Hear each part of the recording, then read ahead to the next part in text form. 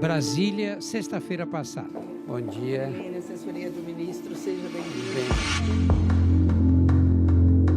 Aqui estão reunidos profissionais de diferentes formações e órgãos do governo para discutir como organizar o SUS para a possível chegada do coronavírus ao Brasil.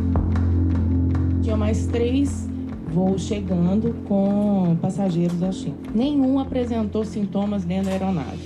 É direito da população ter dúvida e ter insegurança. E é papel do Sistema Único de Saúde de dar tranquilidade, informação precisa.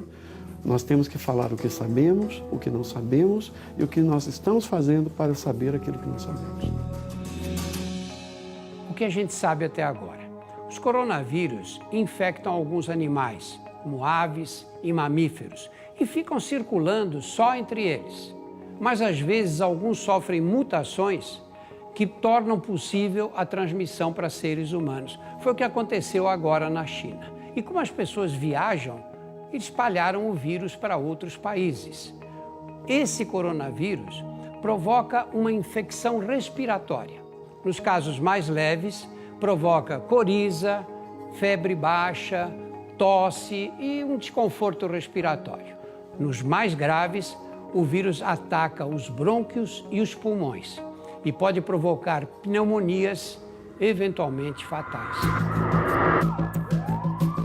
Hoje no Brasil temos 16 casos suspeitos em 5 estados.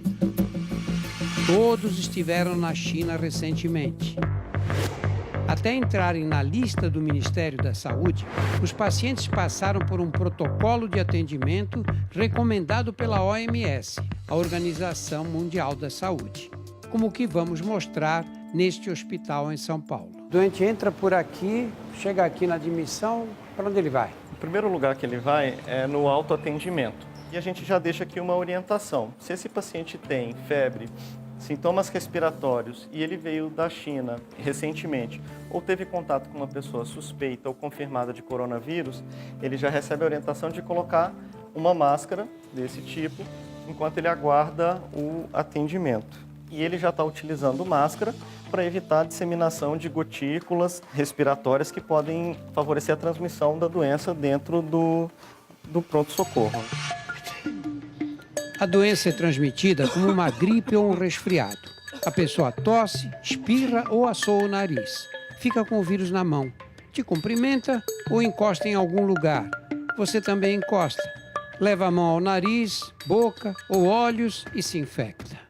O enfermeiro vai se paramentar com avental, luva e máscara e vai encaminhar o paciente para o nosso leito de isolamento, onde ele vai aguardar o atendimento do médico.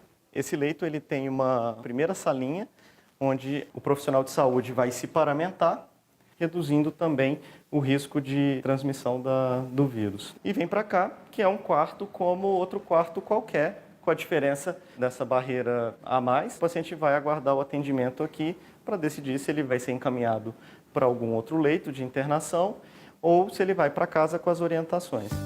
Como na maioria dos casos os sintomas não são graves, o paciente, mesmo com a suspeita de infecção pelo novo coronavírus, pode ficar isolado em casa, mas é importante seguir as recomendações médicas. Ele tem que usar máscara e os familiares têm que usar também? Sim, o ideal é que durante a fase de transmissão da doença, que em geral dura por volta de 7 dias, tanto o paciente quanto os familiares utilizem máscara no período em que eles estiverem compartilhando o mesmo ambiente. E não só a máscara, porque ela é só uma parte do mecanismo de proteção, mas também lavar as mãos com frequência. Nós orientamos que fiquem em casa, que evitem receber visita nesse período de incubação da doença, que se apresentar algum sinal e sintoma respiratório, e aí a equipe médica, a equipe de epidemiologistas estão entrando em contato diariamente. Então isso está acontecendo. Mas se a pessoa com suspeita de infecção tiver falta de ar ou níveis baixos de oxigênio no sangue, precisa ficar internada em leito de isolamento. Por ser um vírus novo, ainda não há tratamento específico para a doença que ele provoca. Os sintomas são tratados com analgésicos e antitérmicos, em casa ou no hospital. Todos os pacientes estão sendo submetidos a exames laboratoriais para ver se tem ou não o vírus. Os médicos colhem uma amostra da secreção nasal e enviam para os laboratórios centrais nos estados. O laboratório central tem capacidade de fazer os testes para diagnosticar os vírus respiratórios mais comuns. Se ele confirmar para um vírus respiratório comum, já descarta esse caso, libera o paciente ou faça o tratamento de acordo com o protocolo adequado para aquela realidade. Mas já está afastado do coronavírus. Mas já está afastado do coronavírus. Se o resultado der negativo para os vírus comuns, há necessidade de fazer um teste específico para o novo coronavírus em laboratórios de referência. Serão 3. O da Fundação Oswaldo Cruz, no Rio de Janeiro, o Evandro Chagas, em Belém, e o Adolfo Lutz, em São Paulo.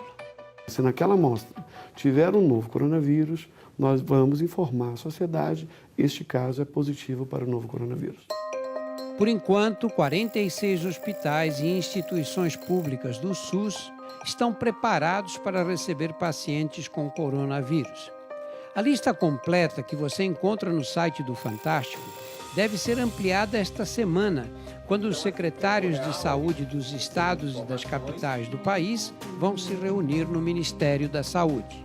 Esses casos que precisam de assistência mais intensiva, o senhor acha que nós temos no país, nos hospitais públicos do SUS, estrutura suficiente para tratar deles? Eu acho que depende muito do número de casos que possam existir e nossa atenção na parte de angústia respiratória, ela tem um limite, mas a gente está se preparando para ampliar esse limite. Nós temos que ter a capacidade de detectar no serviço de saúde mais próximo e tomar as medidas para que evite transmissão intrafamiliar, no trabalho e na sociedade.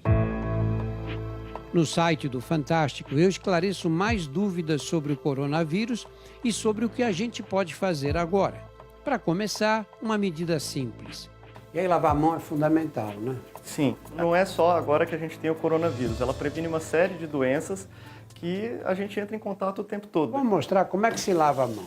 É importante sempre lavar bem as palmas e cobrir todas as superfícies das mãos. Tem que lavar as costas. As costas das mãos, cobrir bem os dedos e as pontas dos dedos, de forma que a gente tenha uma limpeza adequada de todas as superfícies da mão, né? Use um lenço de papel para fechar a torneira e também para abrir ou fechar a porta do banheiro. Funciona bem a esterilização com álcool? Funciona. E ele ainda tem a vantagem de, na ausência de uma pia e tal, você pode utilizar ali sem maiores recursos. E vai fazer a mesma coisa, lavando todas as partes da mão, lembrando sempre dos dedos e das pontas dos dedos. A maioria das pessoas não toma esse cuidado, né? Tem gente que chega, faz assim... E aí vai ficar uma limpeza ineficiente e a mão continua contaminada. Outras medidas importantes.